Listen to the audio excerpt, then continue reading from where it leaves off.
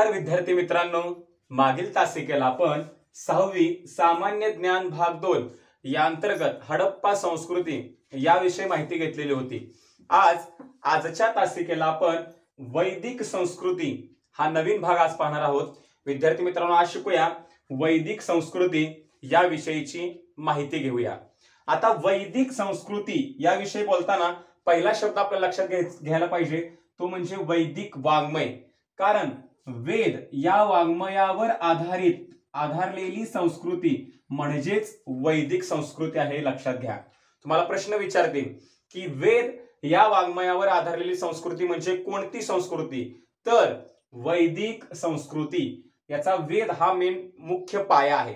परत लक्षात घेऊया आपण, वैदिक संस्कृती कोणाला म्हणतात? तर वेद शब्द महत्वाचा आहे। वेद या वाङ्मयावर आधारित जी संस्कृती आहे त्याला वैदिक संस्कृती असं म्हणतात।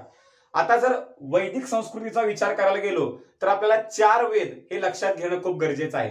ऋग्वेद, यजुर्वेद, अथर्ववेद आणि सामवेद हे 4 वेद आहेत। यालाच संहिता असं म्हणतात। काय म्हणतात? संहिता। महत्वाचा शब्द आहे, परीक्षेला 100% प्रश्न विचारण्याची शक्यता आहे। काय विचारतील तुम्हाला? तर 4 वेदांना काय म्हणतात? तर संहिता। 4 वेदांना काय म्हणतात? तर संहिता असं म्हणतात, हे लक्षात ठेवायचं आहे। आता विद्यार्थी मित्रांनो, जर ऋग्वेद, यजुर्वेद, सामवेद, अथर्ववेद याविषयी जर बोलायचं झालं तर ऋग्वेदाविषयी सुरुवात करूया आपण। ऋग्वेद हा मूळ ग्रंथ मानला जातो। काय मानला जातो? मूळ ग्रंथ। नंतर मग यजुर्वेद, अथर्ववेद, सामवेद। लक्षात ठेवा, मूळ ग्रंथ कोणता आहे? ऋग्वेद। परीक्षेला प्रश्न विचारतील खालीलपैकी मूळ वेद कोणता मानला जातो? तर तो आहे ऋग्वेद, हे लक्षात ठेवा। आता ऋग्वेदामध्ये आपल्याला काय शिकायला मिळतं? तर चला बघूया। ऋग्वेदामध्ये आहेत ऋचा। काय आहेत? ऋचा। मी या ठिकाणी लिहून दाखवतो शब्द, ऋचा आहेत। आता ऋचा म्हणजे काय?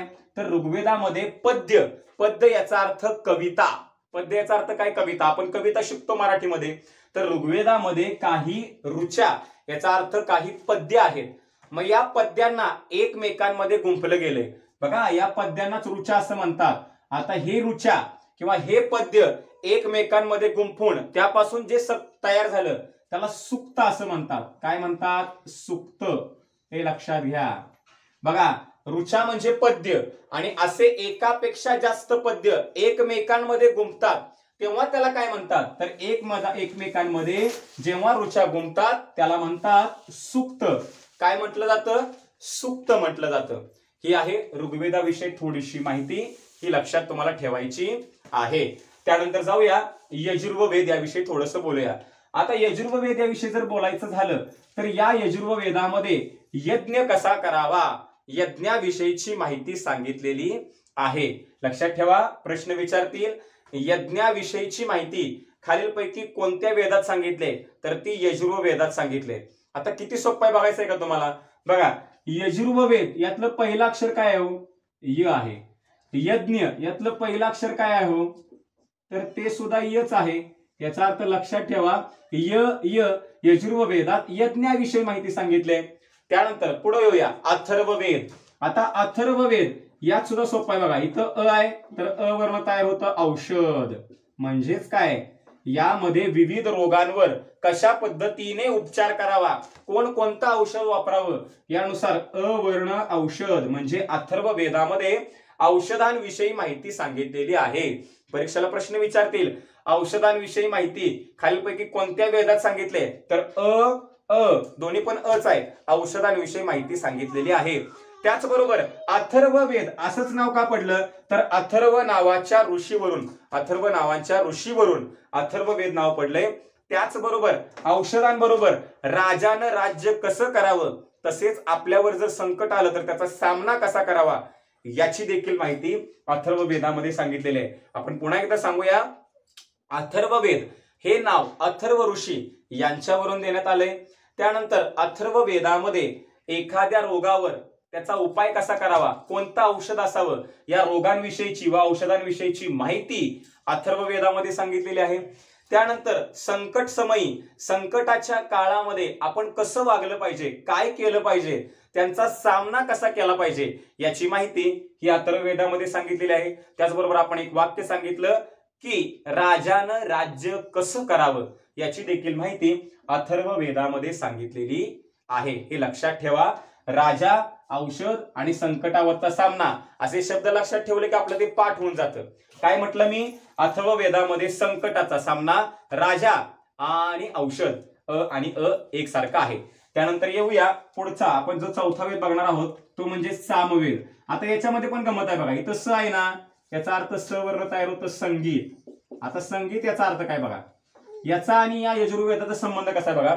यजुर्वेदामध्ये यज्ञाची माहिती दिली आहे, बरोबर. तर हे यज्ञ करताना विविध मंत्र म्हणले जातात, मंत्र म्हणावे लागतात आणि हे मंत्र तालासुरात कसे म्हणावेत. थोडक्यात काय, संगीताविषयीची माहिती सामवेदामध्ये दिलेली आहे बघा. यजुर्वेदामध्ये जी यज्ञाविषयी माहिती सांगितली आहे, हा यज्ञ करताना आपल्याला विविध मंत्र उच्चारावे लागतात, विविध मंत्र म्हणावे लागतात, गावे लागतात. मग ते गायन कसं करायचं, कसं म्हणायचं, हे तालासुरात कसं म्हणायचं, यज्ञाविषयी किंवा यज्ञाबरोबर यज्ञ चालू असताना आपण मंत्र कशा पद्धतीने तालासुरात म्हणायचे याची माहिती सामवेदामध्ये सांगितलेली आहे. अतिशय सोपे चारही वेद आहेत, फक्त त्याचे थोडीशी माहिती सोपी आहे याचा अर्थ लक्षात घ्या. वेद सोपे याचा अर्थ मला काय म्हणायचं आहे, तर त्याची माहिती थोडक्यात सोपे असा वेद समजून घ्यायचं म्हटलं तर मात्र भरपूर तुम्हाला अभ्यास करावा लागतो. ती गोष्ट वेगळीच आहे. आपण आपल्या अभ्यासापुरता आपण थोडस जर बोललो तर या चार वेदांविषयी अशा प्रकारे ही माहिती सांगितलेली आहे. आता हे चार वेद झाल्यानंतर काही वेळानंतर ब्राह्मण ग्रंथ, आरण्यके, उपनिषदे यांची रचना करण्यात आली बघा. ब्राह्मण ग्रंथ, आरण्यके, उपनिषदे. आता याविषयी थोडीशी माहिती घेऊया. आता ब्राह्मण ग्रंथ म्हटलं तर याच्यामध्ये काय सांगितलंय, तर ब्राह्मण ग्रंथामध्ये असं सांगितलेलं आहे की वेदाविषयीची माहिती किंवा वेद कसे, यज्ञाची माहिती असेल तर वेदाचं वाचन कसं करावं, यज्ञात मंत्र म्हणायचे तर ते कसे म्हणावे, या सर्वांची माहिती ब्राह्मण ग्रंथात सांगितले. थोडक्यात काय, तर वेदांचा वापर कशा पद्धतीने करायला हवा, वेदातील माहितीचा वापर कशा पद्धतीने करायला हवा याची माहिती ब्राह्मण ग्रंथ यामध्ये सांगितलेले आहे. त्यानंतर आपण आरण्यके याबद्दल जर बोलायला झालो तर आरण्य याचा अर्थ होतो जंगल. जंगलात जाऊन एकाग्र चित्ताने चिंतन करण्याबाबतची माहिती आरण्यके यामध्ये सांगितलेली आहे. जंगल फक्त लक्षात ठेवायचं. अरण्य म्हणजे जंगल, आरण्यके म्हणजे जंगलात जाऊन एकाग्र चित्ताने चिंतन करण्याबाबतची माहिती आरण्यके यामध्ये मांडलेली आहे. व उपनिषदे यामध्ये विद्यार्थी मित्रांनो गुरु जवळ जाऊन ज्ञान घेण्याच्या बाबतीत जी माहिती आहे ती उपनिषदे याच्यामध्ये मांडलेली आहे. लक्षात घ्या. परत एकदा बघूया आपण. ब्राह्मण ग्रंथ यामध्ये वेदातील माहितीचा वापर कसा करता येईल ह्याच्याबद्दल माहिती सांगितलेली आहे. अरण्य म्हणजे जंगल, आरण्यके म्हणजे जंगलात जाऊन एकाग्र चित्ताने आपण चिंतन कसं करू शकतो, मनन कसं करू शकतो याची माहिती सांगितलेली आहे. आणि उपनिषदे यामध्ये गुरुच्या जवळ जाऊन शिष्याने ज्ञान कसं घ्यावं, गुरु जवळचं ज्ञान कसं प्राप्त करावं याविषयीची माहिती उपनिषदेमध्ये सांगितलेली आहे. या तिन्हीवर पण तुम्हाला प्रश्न विचारला जाऊ शकतो, हे लक्षात घ्या. माहिती पाठ असली पाहिजे. अशा प्रकारे विद्यार्थी मित्रांनो आज आपण वैदिक संस्कृती याविषयी माहिती घेतली. त्याची उजळणी करणं अत्यंत गरजेचं आहे, कारण अनेक शब्द याच्यामध्ये आहेत. लक्षात घ्या. वेद या वाङ्मयावर आधारलेली संस्कृती म्हणजे वैदिक संस्कृती. चार वेद, या चार वेदांनाच काय म्हणतात, संहिता म्हणतात. प्रश्न विचारतील. ऋग्वेद, मूळ वेद कोणता, ऋग्वेद. ऋग्वेदामध्ये काय सांगितल्यात, ऋचा म्हणजे पद्य. ऋचा म्हणजे काय, पद्य म्हणजे कविता. आणि एकापेक्षा जास्त पद्य एकमेकांमध्ये गुंफलं की त्याला सूक्त म्हणतात, हे लक्षात घ्या. आणि याचीच माहिती ऋग्वेदामध्ये सांगितले. यजुर्वेद, यज्ञामध्ये पण य आहे, यजुर्वेदामध्ये पण य आहे. यजुर्वेदामध्ये यज्ञ कसा करावा याविषयी माहिती सांगितलेली आहे. अथर्ववेदामध्ये बघितलं की अथर्व ऋषींवरून त्यांना नाव दिलंय. राजानं राज्य कसं करावं, औषधांविषयीची माहिती अथर्ववेदामध्ये सांगितलेली आहे. व सामवेदामध्ये यज्ञाच्या वेळेस म्हटले जाणारे मंत्र तालासुरात कसे म्हणावे याची माहिती, थोडक्यात संगीताविषयीची माहिती. संगीत आपल्याला माहिती आहे, वाजवणं, गायन करणं, बरोबर ना. याच्याविषयीची माहिती सामवेदामध्ये सांगितलेली आहे. ही झाली 4 वेदांची माहिती. आणि त्यानंतर आपण बघितलं की वेदांच्या रचनेनंतर काय करण्यात आलेलं आहे, तर ब्राह्मण ग्रंथ, आरण्यके आणि उपनिषदे यांची रचना करण्यात आली. याच्यामध्ये ब्राह्मण ग्रंथामध्ये वेदातील माहितीचा वापर कसा करावा याला ब्राह्मणी ग्रंथ म्हणतात. अरण्य म्हणजे जंगलामध्ये जाऊन एकाग्र चित्ताने चिंतन कसं करावं याबद्दलची माहिती आरण्यकेमध्ये यामध्ये सांगितले. व सर्वात महत्वाचं, यावर पण प्रश्न येऊ शकतो, गुरु जवळ जाऊन ज्ञान घ्यावं याबद्दलची माहिती उपनिषदे यामध्ये सांगितलेली आहे. अशा प्रकारे विद्यार्थी मित्रांनो, वैदिक संस्कृती याबद्दल माहिती घेतली, त्याची आपण उजळणी देखील केली. याबद्दल अधिक माहिती मिळवा, याचा अभ्यास करा, सराव करा. धन्यवाद.